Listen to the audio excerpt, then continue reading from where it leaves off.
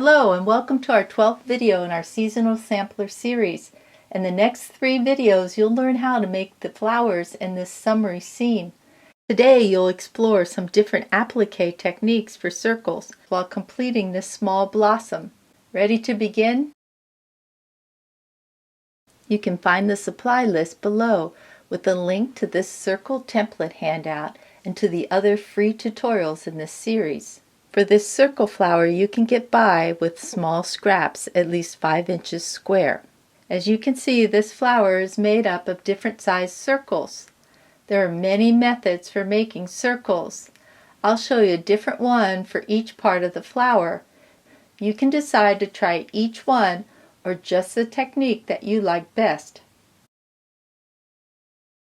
First you'll start with the inside-out method. Make a cardboard template of the circle, or you can use store-bought templates or check your kitchen for containers or lids. Trace the circle on the wrong side of your fabric. Take another fabric scrap. Now this can be the same fabric or another fabric like muslin. This fabric will be on the back so you won't see much of it.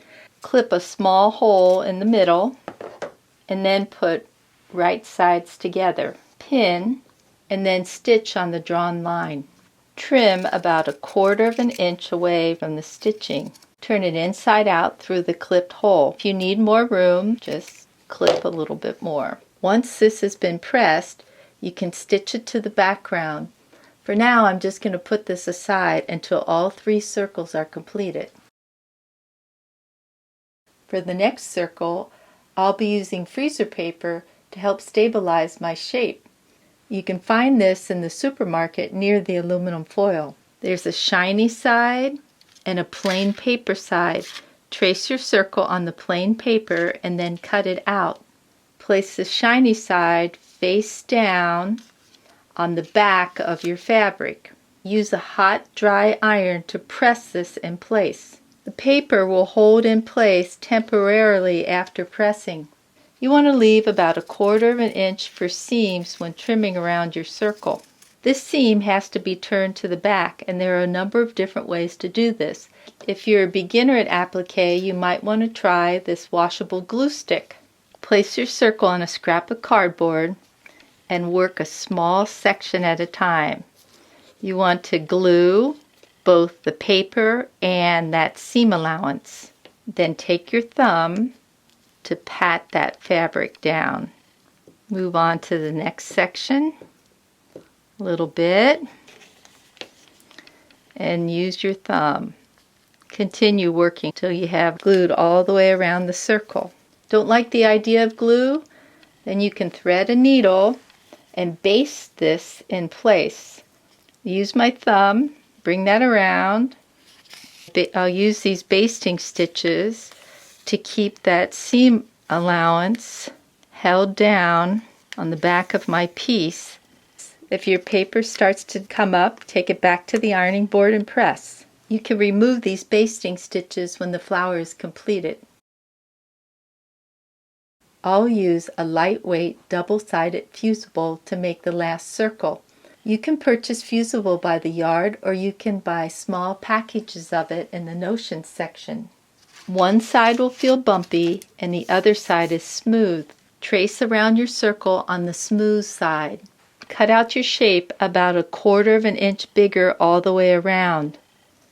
Turn your fabric to the wrong side and place your circle with the bumpy side against the wrong side. I press this with a hot dry iron according to the manufacturer's directions. Each manufacturer has a different pressing time, so make sure you read this before you press. Cut out your shape along the line. Pull off the paper. I find it easiest to make a slash with a pin and then pull off the paper. There's my center for the flower. Center your circle and press. These edges won't fray if using this as a wall hanging, but if you handle this a lot or wash it, the edges will eventually begin to come up and fray. So I usually machine stitch around this edge to keep it secure. I can do that now, or I think I'll wait until all the quilt layers are together and then machine quilt it. layering applique pieces can be challenging at times. You want to avoid multiple layers of fabric as it's difficult to hand sew through all the fabric. I have 2 layers here and I really don't want 2 more layers, so I can trim out some of this on the back. If that makes you nervous, you can just leave it in, but I'm going to trim it out. Center the 2 circles on the larger circle and pin. To applique this in place, I can use matching thread with the top or with the bottom layer, but today I'm going to use a dark color thread so you can see my stitches. So I'll come up right next to that middle circle and I'll go back down in about the same place where I came up. I'll move over about 1/8 of an inch and I'll come up, take a little bite out of the edge there,